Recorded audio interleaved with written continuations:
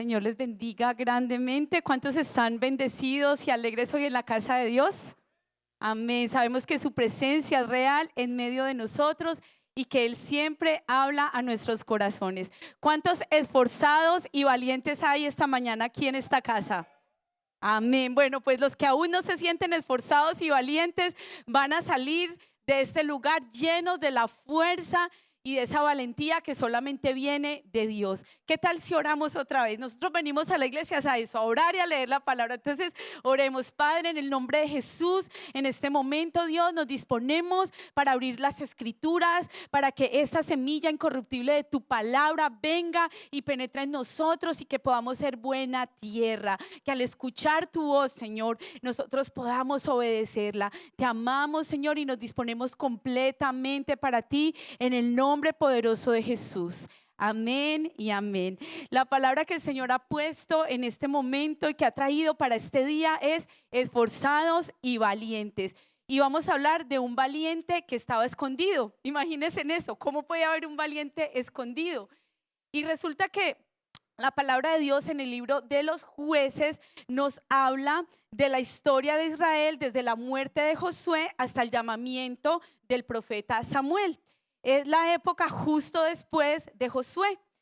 Tal vez ustedes recuerdan cómo Dios con mano poderosa sacó al pueblo de esclavitud de Egipto, cómo Dios utiliza a Moisés de una manera poderosa, pero después de Moisés se levanta otro guerrero valiente llamado Josué. Y la primera vez que yo escuché en la Biblia esa expresión de esforzados y valientes fue en Josué capítulo 8, capítulo 1, versículos del 8 al 9, donde el Señor le dice a Josué: mira que te mando que te esfuerces y seas valiente, porque Jehová tu Dios estará contigo. Amén. Esta iglesia lee palabra, memoriza palabra. Mira que te mando que te esfuerces y seas valiente, esforzados y valientes. Y encontré que en la Biblia, por lo menos en la versión Reina Valera, aparecen 208 veces esa expresión de esforzados y valientes.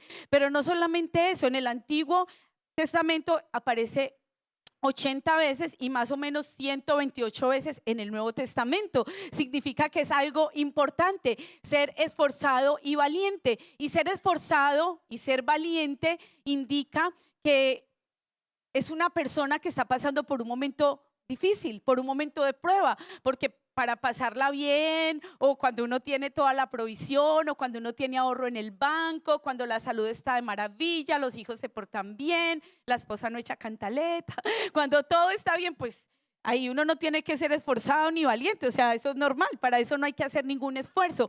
Pero ser esforzado y valiente indica que hay un riesgo. Ser esforzado y valiente indica que hay un reto o hay un desafío grande por delante, como los que usted y yo enfrentamos todos los días de nuestra vida. Cada uno de nosotros nos enfrentamos a situaciones que demandan de nosotros valor, que demandan de nosotros un esfuerzo extra al que quizá hemos venido haciendo. Entonces, para ponernos como en contexto, recordemos lo que estaba pasando con Josué. Tenían al libertador, tenían a Moisés, un hombre que Dios había levantado, un hombre que había conquistado, pero ahora Josué tiene que llevar al pueblo hasta la tierra prometida. Moisés pudo ver la tierra, pero no entró a ella. Pero ahora Dios levanta a Josué y Josué tiene que ser valiente. Y el pueblo le dice: tranquilo, Josué, nosotros te vamos a obedecer, solamente que tú tengas el respaldo de Dios como lo tuvo Moisés. Y podemos ver que el pueblo de Dios tuvo paz y conquistan, pero cuando uno llega al libro de los Jueces se encuentra con un libro que no solamente nos deja ver la condición humana, nos deja ver la debilidad humana que habita en nosotros hasta hoy, pero lo que más nos deja ver o lo que más nos ilusiona es que nos encontramos y nos enamoramos con un Dios de amor, con un Dios de perdón, que nos deja ver un pueblo que se desvía vez tras vez, pero que al clamar a Dios encuentra misericordia. Un pueblo que vuelve y cae en la idolatría, un pueblo que se compromete a seguir a Dios, pero que lamentablemente hace todo lo contrario. Uno está en Josué capítulo 24, que es el último capítulo de Josué, y se encuentra Josué levantándose y diciéndoles al pueblo: yo no sé ustedes qué van a hacer, pero si ustedes deciden seguir a los dioses de los pueblos, de los cananeos, de los amorreos, de los amalecitas, donde hoy están, eso es decisión de ustedes. Pero yo y mi casa serviremos a Jehová. y se levanta poderosamente, pero cuando uno pasa al libro de Jueces que está ahí al ladito, no sabemos el orden cronológico, pero uno se encuentra con que después de la muerte de Josué, los hijos de Israel se apartan otra vez del Señor y Dios comienza a levantar jueces. Entonces, cuando uno lee el libro de los jueces, se encuentra con 12 personajes impresionantes que Dios levantó. Pero ¿quiénes son los jueces? Bueno, los jueces eran más que nada hombres y una mujer que aparecía ahí también de guerra, de conquista. Y uno se encuentra que esas 12 personas como Otoniel, Adod, Sangar, Débora, me gusta tanto estudiar y quisiera haberles hablado hoy de Débora, pero pues como no es servicio de mujeres, ayer fue el servicio de mujeres. ¿Cuántas vinieron ayer?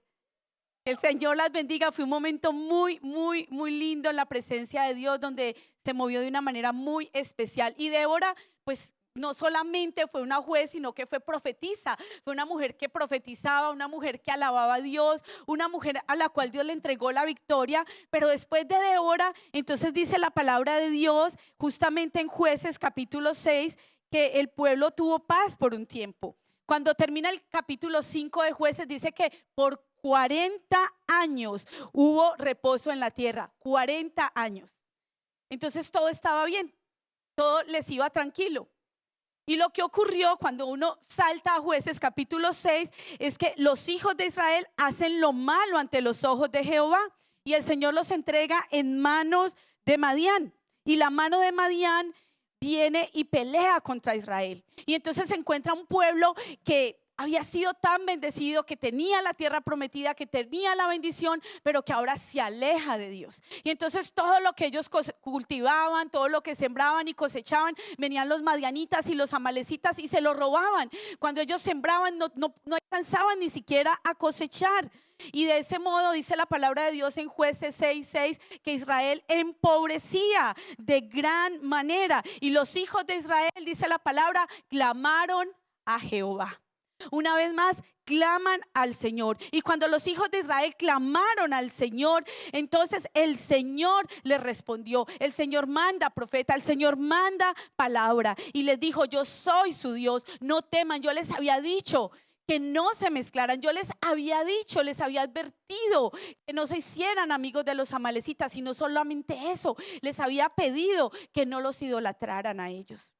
Y es que a veces nosotros entramos en una zona de confort, donde el Señor nos ha dado la promesa, donde el Señor nos ha bendecido, donde el Señor nos ha traído hasta un lugar que puede ser esa tierra que fluye leche y miel. Alguien decía que este es el país que fluye leche y miel, pero honestamente yo pienso que el lugar que fluye leche y miel es el lugar en el que el Señor nos haya puesto. No solamente este país. Este es un país de gran bendición al que amamos, al que queremos servir, en el que queremos que muchos lleguen a Cristo. Pero el lugar y la tierra prometida es la tierra a la cual el Señor te ha llevado y en la cual el Señor te ha establecido. No importa dónde sea, pero si el Señor está contigo y tú le sirves, si eres fiel a Dios, esa es tu tierra prometida. Y el pueblo había llegado a la tierra prometida, pero solamente una cosa tenían que hacer, y era guardarse, era cuidar de no apartarse de los mandatos del Señor. Pero igual que nosotros, igual que la sociedad y en el contexto donde vivimos hoy, vemos un pueblo que se ha apartado de Dios. Quiero contarles un secreto, no le vayan a decir a nadie. Resulta que yo me puse a ver unas series de Netflix. Bueno, no las acabé de ver porque vi el primer capítulo de una y me llamó la atención. Resulta que es una señora que se encarga de conseguirle parejas a la gente de India. Entonces me llama la atención porque yo quería ver la cultura y para orar por ellos, de verdad. Porque yo tengo un llamado misionero por allá al oriente. Entonces yo me puse a ver por eso. Entonces estaba viendo y me llamó la atención cómo ellos, para conseguir pareja, antes que nada, pues van a donde la familia de la muchacha, del muchacho, conocen al papá, conocen a la mamá. Casi que los papás son los que eligen, quieren que sea de la misma casta, quieren que tenga cierta posición económica, que tenga la misma religión, bueno, un montón de cosas. Medio chévere, pero no me gustó tanto. Pero luego estaba mirando cuando veo que hay otra serie, no vayan a buscar, de como una Celestina, así le dicen, como una casamentera, pero judía en Israel. Y yo, uy, eso debe ser interesante. Entonces me puse a ver, no pude pasar del primer capítulo. No lo busquen, de verdad, porque yo dije, qué chévere, eso debe ser muy emocionante, porque pues uno lee la palabra y en los tiempos de Israel, y otra vez yo vi para orar, de verdad. Entonces me puse a ver la serie, no, terrible. Y es muy doloroso ver cómo el pueblo de Dios, porque sabemos que hay un Israel y una tierra santa, una nación que el Señor estableció y creó para sí. Pero a lo largo de toda la historia se han esparcido, se han dispersado, se han apartado, y ver ese pedacito que vi era peor que la otra. O sea, la otra todavía eran menos libertinos. Estos no, supuestamente son judíos, y entonces unos peleaban porque no, que yo la quiero ortodoxa. Y a diferencia de los otros, de los de India, estos pedían, o sea, un montón de requisitos, que había un tipo ahí que no, que tiene que ser rubia, que tiene que ser de ojos verdes. Le llevaron una muchacha hermosa, también judía, se puso a hablar con ella y no le gustaba porque él quería que fuera voluptuosa, que fueran, o sea, y me molestó tanto el tipo, pero que tenía que conocer la Torá y la ley. Yo, y con la primera que salió, confiesa, no, estoy loco por estar con ella, pero esa no va a ser mi esposa, esa no es la que me gusta. Y yo, ¿qué es eso? Y me entristeció, fue por eso, o sea, como ir a la raíz. Nosotros que conocemos la palabra, nosotros que hemos sido como esa rama injertada, que somos adoptados por la gracia y la misericordia de Dios, anhelamos guardarnos, anhelamos no contaminarnos. Pero cuando uno ve esa realidad y uno dice, ¿cómo es posible que aún allá en Israel, en Tierra Santa? Me contaba una amiga que sus padres estuvieron allá, como ahí la gente no cree en Dios, no cree en Jesús. Es más, se han ido a otras religiones. En el mismo lugar donde nació, donde creció, donde vivió Jesús, en todo ese territorio.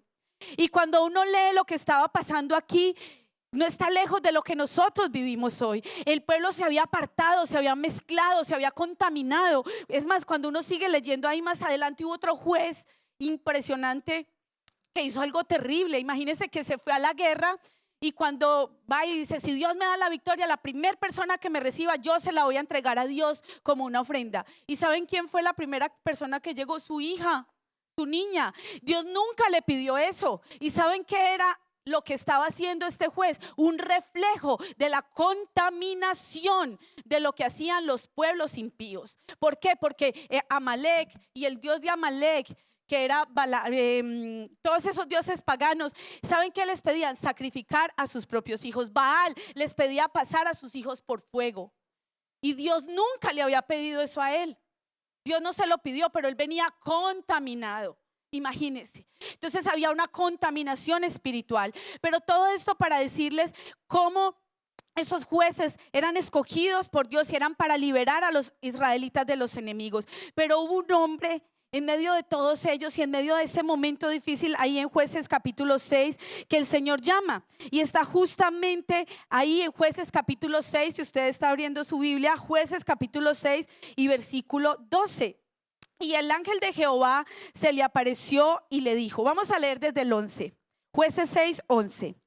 Y vino el ángel de Jehová y se sentó debajo de la encina que está en Ofra, la cual era de Joás Abieserita, y su hijo Gedeón estaba sacudiendo el trigo en el lagar. Escuche bien esto, estaba sacudiendo el trigo en el lagar para esconderlo de los madianitas. Y el ángel de Jehová se le apareció y le dijo, Jehová está contigo, varón esforzado y valiente. Jehová está contigo, varón esforzado y valiente. Entonces tenemos a Gedeón, hijo de Joás. Joás dice que la palabra y estudiando el significado de su nombre era el que adora. El padre de Gedeón, aunque su nombre implicaba adoración a Dios, tenía un altar a Baal. ¿Cómo puede ser eso? Porque si tú has nacido para adorar a Dios, si tú has nacido con una necesidad de adorar, o vas a adorar a Dios, o te vas a inclinar a Dios, o te vas a inclinar hacia algo más. Vas a ser un ídolo de tu trabajo, vas a ser un ídolo de tu familia, vas a ser un ídolo de tu economía. Porque donde está nuestro tesoro, ahí está nuestro corazón, dice la palabra de Dios. Y justamente era lo que estaba ocurriendo. Joás era un hombre que nació para adorar a Dios. Era un sacerdote, era alguien especial para Dios. Pero él se había dedicado a levantar un altar a Baal. Puedes imaginar eso. Pero dice el versículo 11 que estaba sacudiendo el trigo en el lagar. ¿Sabe que el lagar era el lugar donde se pisaban las uvas?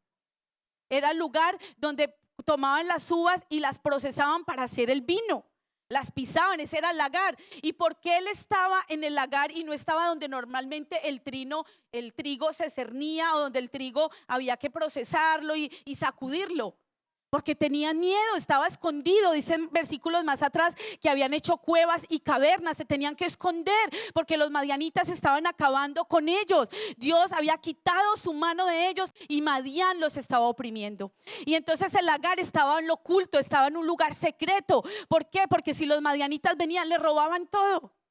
Entonces se tenía que esconder. El trigo normalmente lo sacudían o lo cernían, o la palabra correcta no sé cuál es, pero iban a un lugar alto y empezaban a moverlo y entonces se separaba la cizaña del trigo y volaba todo eso al aire y quedaba solamente el trigo. Imagínense el trabajo tan fuerte que estaba haciendo Gedeón. Era un doble trabajo, porque pues ahí no podía volar lo que tenía que volar, estaba ahí en lo secreto. Pero lo que vemos es que lo que Dios dice que es Gedeón, eso es lo que es Gedeón. ¿Quién dices que eres? Y la palabra de Dios ahí más adelante en el versículo 15 dice: entonces respondió Gedeón, cuando el Señor le dice que el Señor está contigo, varón esforzado y valiente. Versículo 15, entonces le respondió: Señor mío, ¿con qué salvaré yo a Israel? He aquí mi familia es pobre en Manasés y yo el menor de la casa de mi padre. Él, ¿cómo se veía? Como él pensaba que él era. No, yo soy el menor. Es más, mi familia es súper pobre y yo soy el más chiquito. ¿Cómo es el más chiquito de la casa? Pues el más mimadito, ¿sí o no? Por ahí hay unos recostaditos así en el papá y en la mamá. ¿Cómo es el menor de la casa? Es el más mimado. Pero estaba leyendo que psicológicamente, cuando una familia tiene muchos hijos, el hijo menor, la mamá lo considera como su bastón y como que en su mente ella piensa que siempre va a estar ahí para ella. Y la verdad es que sí, yo lo confirmé con alguien que conozco, por ahí cerquita. Imagínese que la mamá le dice mi niño todavía. Imagínese que cuando nos íbamos a casar, ay, ya dije quién era. Bueno, cuando nos íbamos a casar, la mamá se puso a llorar y yo le dije: pero suegra, ¿por qué lloras si yo soy una buena mujer? No me ve. Y ella me dice: sí, mi hija, pero es que Fede es tan especial, él siempre está conmigo, él siempre ha respondido por mí desde jovencito. Empezó a trabajar como a los 16 para la casa, para bendecir la casa, para aportarme. Y ahí le dije: suegra, usted, Dios es el que la sostiene, a usted nunca le va a faltar. Y tranquila, suegra, que por mi lado yo me voy a encargar de que él siempre le dé, o sea, que siempre sea un buen hijo. Porque ¿cuántos saben que el que es buen hijo es buen esposo? Bueno, entonces yo dije: si este tipo es buen hijo, mejor dicho, me llevé el premio mayor. Me gané la lotería sin comprarla y el Señor me dio el mejor esposo. Pero me di cuenta de eso, que inconscientemente el hijo menor era como ese soporte. Y Gedeón era el menor de la casa. Otra versión dice que era el más débil de la casa de su padre. Así se veía él, pero en realidad, como uno piensa de uno, así uno actúa. Y a mí me emociona Gedeón, porque yo me lo imagino ahí escondido y el Señor le dice: el Señor está contigo, varón esforzado y valiente. Yo creo que él era como, miraban el lagar, las uvas, el trigo, y decía: ¿a quién le estará hablando? Y un día yo me di cuenta que mi nombre significa valor y fuerza. Y yo decía: pero si yo soy toda langaruta, yo no soy, yo veo las hermanas y eso, cogen y cargan unos baldes, levantan la lavadora, le meten el cable, hacen, y yo no la puedo mover, o la estufa no me prende, y yo: Fede, no me prende. O sea, yo me sentía así, como débil, como que no era tan fuerte.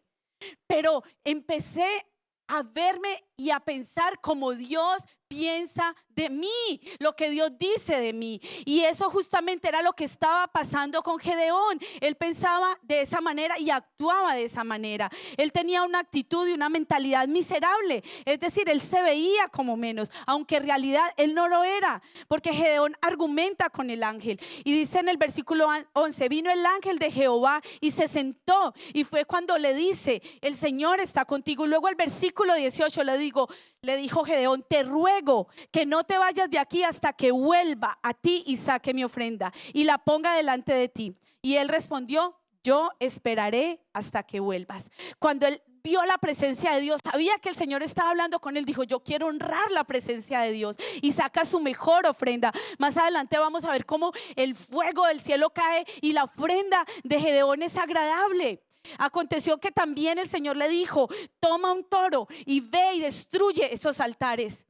Y él se veía a sí mismo como que él no podía. ¿Y sabe qué hizo? Fue y llamó, y empezaron a venirse. Dice que 10 de sus siervos ahí mismo vinieron corriendo. Y si era tan pobre como tenía hasta siervos y todo, pues uno pobre no le alcanza ni para que le ayuden a limpiar, o sea, ni para llevar el carro a que se lo laven a uno. Uno está ahí con la manguera en la casa, lavándolo uno mismo, pero este tenía 10. Imagínense, le hacían el car wash a los camellos, porque pues no había, él era, sí, porque es que él no tenía, pues en esa época no habían carros, tenían era dos patas, pero tenía sus camellos. Entonces, ¿a qué le hacían el car wash? Pues a eso, pero tenía 10, que yo creo que le peinaban los camellos, le lavaban los dientes, todo lo que Gedeón necesitara, pero él no se veía así.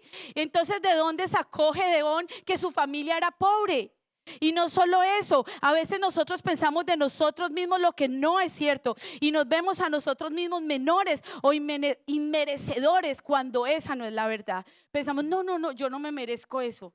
No, eso no es para mí, eso es para otra persona. Cuando Dios ha dicho una cosa diferente. Pero ¿quién dice Dios que tú y yo somos? Esforzados y valientes. ¿Quién decía Dios que era Gedeón? Varón esforzado y valiente. Es lo que el Señor le dice. Y es interesante que el Señor aún, cuando la escena mostrara todo lo contrario, el Señor veía algo diferente en él. Aunque estaba escondido, Dios no lo veía escondido, porque Dios ve el final desde el principio. Tú ves la condición actual, tú dices, no me alcanza. Como quisiera comprar mi casa, pero no, mi crédito no da.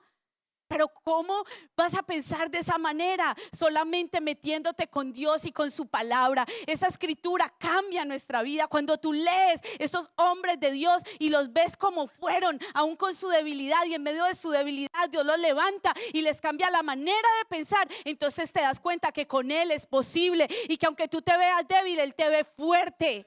¿Sabes una cosa? A veces hasta el enemigo es como si tuviera más fe en uno, porque viene y nos ataca y uno dice, pero ¿y por qué? Pues porque Él sabe que usted es esa mujer guerrera que va a ver la victoria. Él sabe que usted es ese hombre de fe que va a conquistar y que va a cumplir la palabra que Dios ha dicho sobre su vida. Pero nosotros a veces no nos lo creemos, y por eso fue que Dios vino con Gedeón. El Señor le confirma una vez más y le dice, realmente no es por lo que estás viendo en este momento, sino por lo que Dios ha visto. Lo que tú estás viendo es una realidad temporal, pero la palabra de Dios dice que Él nunca cambia, que el cielo y la tierra pasarán, pero su palabra, lo que Él dijo de ti, lo que Él dijo de tu hija, lo que Él dijo de tu hijo, de tu esposo, eso no cambiará.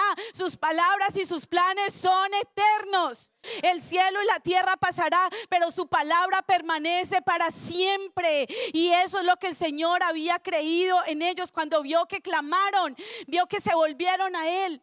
Porque Él les había dicho en Deuteronomio, si ustedes se alejan pero se vuelven de sus caminos, entonces yo iré desde los cielos y perdonaré sus pecados y sanaré su tierra. Esa es la promesa. Hemos dejado la fuente, nos hemos apartado, no somos diferentes al pueblo. ¿Cómo fue tu semana? ¿Cuántas veces oraste? ¿Cuántas veces leíste la Biblia? ¿Sabes para qué vienes aquí hoy? Para apasionarte por Dios, para apasionarte por la oración. Estamos en nuestras mañanas de oración. Los invito, iglesia, conéctese en todos los días 6 de la mañana. Estamos leyendo un libro que se llama La oración, la clave del avivamiento. Lo escribió el pastor, el doctor David Shock. En ese momento, cuando él lo escribió, su iglesia era la iglesia más grande del mundo.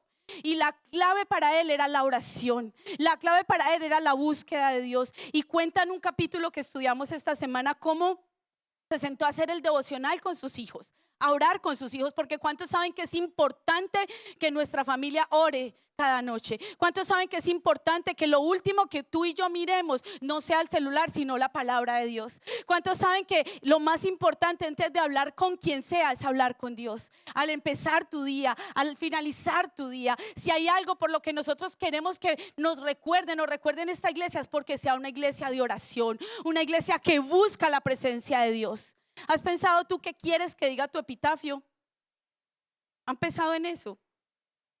Bueno, yo no me he ido tan allá porque no me quiero morir todavía. Yo sí quiero ser una viejita, pero yo siempre les digo, yo quiero ser una viejita sabia. Que vengan y me digan, ay, doña Andrea, y yo, sí, buenas tardes, y yo así toda viejita, y que vengan y me digan, ay, ore por mí, que yo tenga la unción de Dios porque he pasado tiempo en oración. Ese sí es mi sueño. Entonces, si yo quiero que me recuerden por algo, es por ser una mujer de oración, por nada más. Ese es mi anhelo. Y dice este pastor que estaba con sus hijos orando y con su esposa, y uno de los hijos dijo, ay, no, yo lo único que no quiero es tener que orar tanto como mi papá. Ese sí es mi sueño, porque es que mi papá ora mucho. Mi anhelo es ese. Y el papá, si a mí mi hijo Fede o mi hijo Juan Miguel me dice eso, o sea, les meto el grito, pero usted cómo dice eso. Y cuando yo vuelvo y leo lo que dice el pastor, dice que suave y tiernamente le habló. Lo sacó aparte y le dijo: hijo, este hombre que tú ves aquí sufría de una enfermedad gravísima. Este hombre que tú ves aquí era pobre. Este hombre que tú ves aquí no tenía educación, ni siquiera el bachillerato, el high school, nunca se graduó. Y Dios me llevó a fundar la iglesia y a pastorear la iglesia más grande de Corea, gracias a la oración. Nunca dejes de orar, nunca dejes de buscar de Dios. Tú viniste hoy aquí y si algo se va a quedar contigo y se va a ir contigo, es que necesitas orar y leer la palabra de Dios. Necesitas meterte, necesitas avivarte, porque lo que pasaba con el pueblo era que cuando dejaban la fuente era precisamente cuando la mano del Señor se quitaba de su lado y venía la mano del mismo enemigo a oprimirlos. Pero el Señor había dicho otra cosa sobre ellos, y dice el versículo 23 de Jueces 6: pero Jehová le dijo: paz a ti, no tengas temor, no morirás. Y es que Dios ya tenía un plan. Gedeón pensó: voy a morir porque he visto la misma presencia de Dios. ¿Y cuántos saben que cuando hay un propósito grande, un plan grande, vamos a asustarnos y vamos a necesitar ser valientes? He escuchado mucha gente que ha criticado a Gedeón porque Gedeón le puso señales a Dios. Y me trajeron esta lana. Entonces Gedeón le puso una señal a Dios. Le dijo: bueno, si usted me va a dar la victoria, vamos a hacer una cosa. Yo voy a poner un vellón. Yo me imaginé que era como una cosita así de lana. Ustedes porque busqué por todo lado en los comentarios, ya no encontré que era el famoso vellón. Vi unas imágenes por ahí así todo barbado como con una lana. Y yo, pues voy a poner lana. Entonces él le dijo: bueno, Señor, si por la mañana yo me levanto y todo está mojado afuera del rocío, pero el vellón está seco, yo voy a saber que usted me llamó y que me va a dar la victoria. Se fue a dormir. Al día siguiente de la mañana, tal cual, todo mojado y el vellón seco. El Señor está conmigo, pero ay, Señor, ¿sabe qué? Ay, no se enoje conmigo, pero ¿qué tal si es al revés? ¿Qué tal si mañana yo me despierto y todo está seco alrededor, pero solo el vellón está mojado? Entonces yo voy a saber que está conmigo. Y el Señor le dijo: bueno, listo. Se levanta por la mañana, todo seco y el vellón mojado. Ya. No había más que dudar, porque cuando Dios te llama a algo grande, claro que tienes que estar seguro, tienes que estar segura que es la voz de Dios. Yo no estoy diciendo que tienes que poner señales, pero muchas veces necesitamos doblar rodillas, orar otra vez, venir al secreto y decirle: Señor, yo quiero estar seguro. ¿Y sabes cuál es la forma en que Dios más nos hable? La forma más certera y la profecía que tú y yo necesitamos es esta: la palabra de Dios. Cuando tú hablas la Biblia, Dios hablando. Esas letras que están aquí son el Espíritu Santo manifestándose a tu vida. Tú no necesitas que venga solamente un profeta. Tú no necesitas que alguien te diga: el Señor dice así. No, aquí está. Él ya lo dijo. Está escrito para ti y para mí. Y fue lo que Gedeón necesitó hacer: creerle al Señor. Excusas, siempre van a haber excusas. ¿Se acuerdan ustedes allá en Éxodo capítulo 4? Versículos 10 al 12. ¿De quién se acuerdan ustedes? A ver, ¿dónde están los lectores de la Biblia? De Moisés. Y dice que Moisés da una excusa. ¿Se acuerdan? Le dice: Señor, pero es que yo no sé hablar. O sea, dice el versículo 10. Entonces dijo Moisés a Jehová: ay, Señor, yo nunca he sido un hombre de fácil palabra, ni antes, ni desde que tú hablabas a tu siervo, porque soy tardo de habla y torpe de lengua. Y Jehová le respondió: ¿quién dio la boca al hombre? ¿O quién hizo al mudo y al sordo, al que ve y al ciego? ¿No soy yo Jehová? Ahora pues, y yo estaré con tu boca y te enseñaré lo que hayas de hablar. El Señor le dijo: ve. Es que es normal, o sea, cuando el Señor te está llamando a algo, es normal que sientas temor. Cuando el Señor te dice: emprende para mi reino, cuando Él te dice: involúcrate, sírveme, a uno le da susto. Pero sabes una cosa, nunca vas a estar preparado.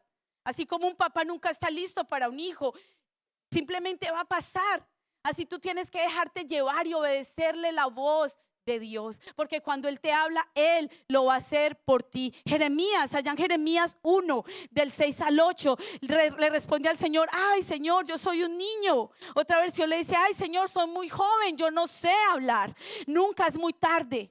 ni nunca es muy temprano para obedecer la voz de Dios. La gente dice, soy muy joven para buscar de Dios. Todavía me falta vivir y disfrutar la vida. El adulto dice, ya viví demasiado, ya no soy digno. Pero nunca es demasiado tarde ni demasiado temprano para obedecer a Dios. Tal vez por años y años tú has conocido de Dios, pero no le has servido como Él te ha llamado a servirle. Muchas personas dicen, bueno, pues cuando uno les dice, ¿cuánto lleva de cristiano? Dice, bueno, pues cristiano desde que fui a la avanzada.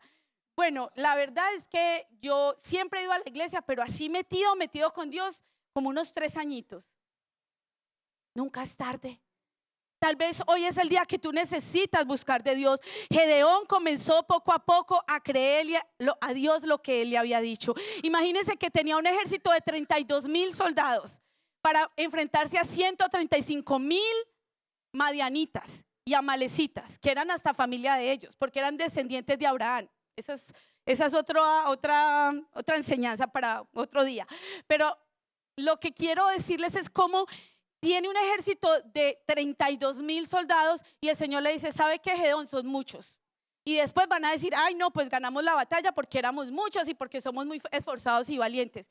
Reduzca ese ejército, dígales que los que sean bien gallinas, los que tengan miedo, que se vayan. Entonces se para Gedeón y todos decían, no, es mejor perder, es mejor decir que aquí corrió no se saben el dicho, es mejor que aquí corrió un cobarde que murió un valiente, algo así, es el dicho.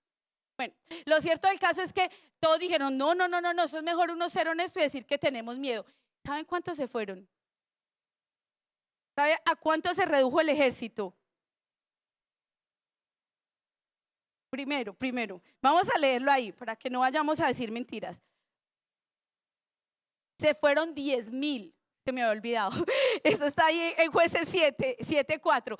Dice que cuando él les dijo eso, 10,000 salieron corriendo. Entonces quedaron 22,000. Y el Señor le dice, no, eso todavía es mucha gente. Imagínense, o sea, qué susto. ¿Quién no va a tener miedo de enfrentarse a un ejército tan grande que llevaba 7 años? Es que no lleva 8 días atacándolos, ni 2 días, ni 3 días, como fue el gigante Goliat, que 7 días, mañana, tarde y noche. No, estos tipos llevaban 7 años robándosele todo el fruto de su trabajo. Imagínese usted trabajar por años, esforzarse por años y que todo se le vaya. No era justo, pero eran años. ¿Quién no iba a tener miedo de ellos? Claro que se fueron corriendo, pero ahora el Señor le dice, bueno, vayan a tomar agua, lléveselos a todos a tomar agua. Estaban cansados del desierto y salen todos corriendo. Y entonces esa historia yo me acuerdo que mi mamá me la contó en la escuela dominical. Entonces todos vienen y se tiran. Entonces se tiran todos hacia el piso y el Señor les dijo, los que se agachen de esa manera, como que pongan un pie así y tomen agua con la mano, esos son los que se quedan. Pero todos muertos de ese se tiraron y a tomar agua y yo me los imagino así todos. No sé por qué hicieron eso, pero pues hombres al fin y al cabo. Bueno, se tiraron todos así. Sí, porque eso abre la nevera y cogen el tarro de la leche, cogen. Yo no sé, pero todos, yo no sé si habían soldadas ahí, de pronto habían soldadas, pero esas fueron las que tomaron así. Pero todos se tiraron ahí a tomar agua como locos, como desesperados. ¿Y saben cuántos quedaron? 300. Imagínense 300. ¿Por qué? Porque no es nuestra la guerra, sino del Señor. Porque la palabra de Dios dice, no es con fuerza ni poder, es con su Santo Espíritu. Y nosotros queremos hacer la batalla y conquistar muchas veces con nuestras fuerzas, con nuestros recursos. El recurso de Gedeón eran esos 32,000 soldados. Pero cuando el Señor se los reduce a 300, le demuestra que no es en sus fuerzas, sino que es con las fuerzas de Dios. Pero todavía Gedeón tenía miedo. Y el Señor le dice, tranquilo, vaya, traiga a su esclavo, porque sí tenía un esclavo, se fueron los dos. Le dice, venga, lo voy a llevar. Lo lleva hasta el campamento de los madianitas y le dice, porque era de noche, escuche. Pues resulta que uno de los madianitas, de los soldados, tuvo un sueño y se lo estaba contando al amigo. Y le dice, yo soñé que un pan gigante, yo no sé si fue que me indigesté anoche, pero un pan gigante venía y se hacía grande y una bola grande. Los mexicanos se soñarían con un taco grande, los venezolanos con una arepa grande, y venía y ¡pum! Se cayó sobre la tienda y nos aplastó. Y el otro madianita le dice, ay, eso no es nada, sino que Gedeón armó un ejército y va a venir y nos va a acabar. sea, tenían hasta interpretación de sueños. Imagínense, los dos estaban ahí hablando de eso. Y cuando Gedeón escucha eso, hasta ahí le llegó el miedo.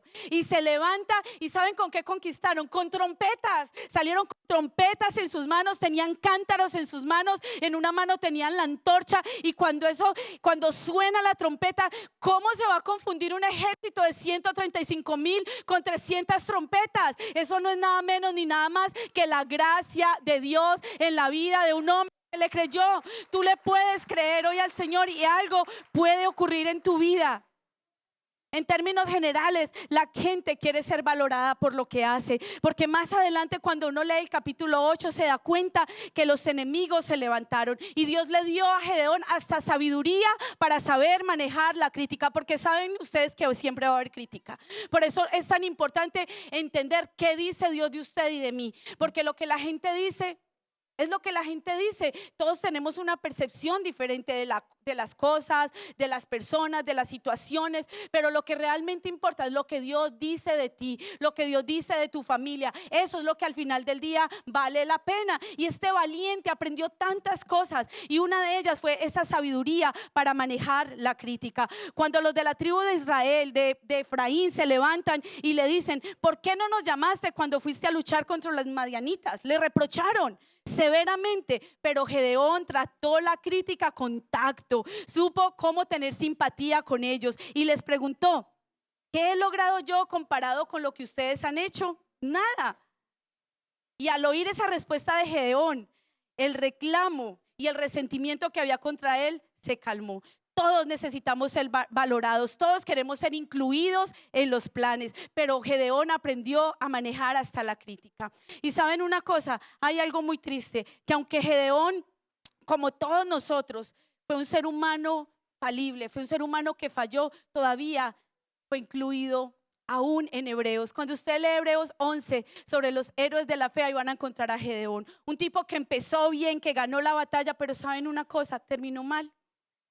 Cuando el Señor lo llama y le dice: el Señor está contigo, él que responde: pero si está con nosotros, ¿por qué nos abandonó si nuestros padres nos enseñaron? O sea, Gedeón sabía algo de Dios. A Gedeón sus papás le habían dicho que tenían que permanecer en Dios, le habían instruido en la palabra de Dios, pero ahora él no instruyó a la próxima generación. ¿Sabe qué hizo? Consiguió, cuando fue y conquistó, cuando fue y trajo la victoria, hizo un efod, trajo como un ídolo, construyó un ídolo con el cual el pueblo se prostituyó más adelante.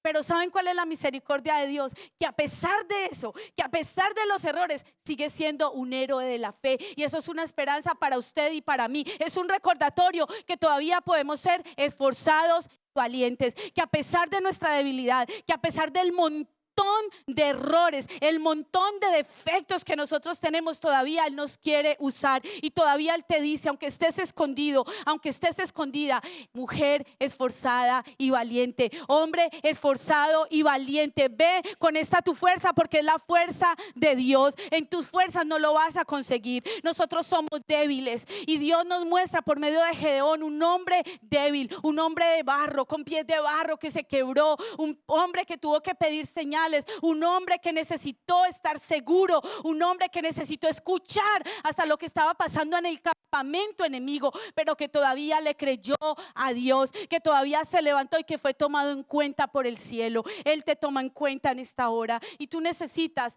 levantarte en fe y decirle: Señor, aquí estoy. No me siento tal vez esforzada, no me siento valiente. Esas cosas que han venido a mi vida me han hecho tambalear, me han hecho sentir débil, me han hecho sentir que no voy a poder lograrlo, que todo se me está yendo por la borda. Tal vez lo has intentado y has progresado, pero luego se va todo. Y tienes recursos, pero se te van como agua entre las manos. Y prosperas en un área de tu vida, pero otra que tanto anhelas no ocurre nada. Y sientes que se te van los años, que no han pasado días, sino meses y años enteros, como el pueblo que tenía ya 7 años de esa manera. Pero el Señor hoy te llama como Gedeón, y aunque sientas que estás en el lugar incorrecto, todavía eres valiente, porque Él te ve así. Solo por el hecho de estar hoy aquí, solo por el hecho de levantarte y decir: yo quiero de Dios, por el hecho de levantarte y venir a alabar al Señor, ya eres ese Gedeón, ya eres esa mujer de fe a la cual el Señor ve como un varón y una mujer esforzada y valiente. ¿Cuántos dicen amén? ¿Qué tal si oramos por un momento? Y ahí donde estamos, quizá inclinamos nuestros rostros y le decimos: Señor, gracias. Gracias, Señor, porque tú no nos ves como nosotros mismos nos vemos. Y gracias, Señor, porque no tenemos de qué gloriarnos. Es mejor, así como decía el apóstol Pablo, que cuando soy débil, entonces soy fuerte, porque tu poder se perfecciona en nuestra debilidad. Pero hoy, Señor, nosotros venimos delante de ti y te decimos: Padre, nos rendimos a ti. Yo soy quien tú dices que soy. Tal vez tú lo has cantado, tú lo has dicho, pero no lo estás reflejando. Se ve otra cosa diferente. Tal vez hasta tu fe ha tambaleado, pero el Señor no te ve así. Él te ve como uno de esos héroes de Hebreos 11. Porque dice la palabra de Dios que muchos murieron sin haber recibido lo prometido, pero lo saludaban, lo creían. Tal vez ese eres tú que dices: pero ¿por qué si el Señor está conmigo? Si yo he creído, pero pasa esto y esto y esto, y vuelvo y me levanto y otra vez y otra vez. Y el Señor te dice: sigue saludando tu milagro en fe, sigue siendo valiente, mujer, sigue siendo esforzado, guerrero de Dios, porque tú conquistarás. Porque a pesar de que en un momento te has apartado, con cuerdas de amor el Señor te está trayendo en esta hora. Vamos a adorarle al Señor. Si tú deseas ponerte de pie y levantar tu rostro al cielo y hablar con Dios como tal vez hace mucho no lo hacías, esta es tu oportunidad con Dios, para que hoy 21 de mayo sea el mejor día de tu vida. Tal vez estabas seco espiritualmente, sentías que ya no tenías nada para dar, pero el Señor hoy está llenando tu vida, está trayéndote hacia Él para que le busques,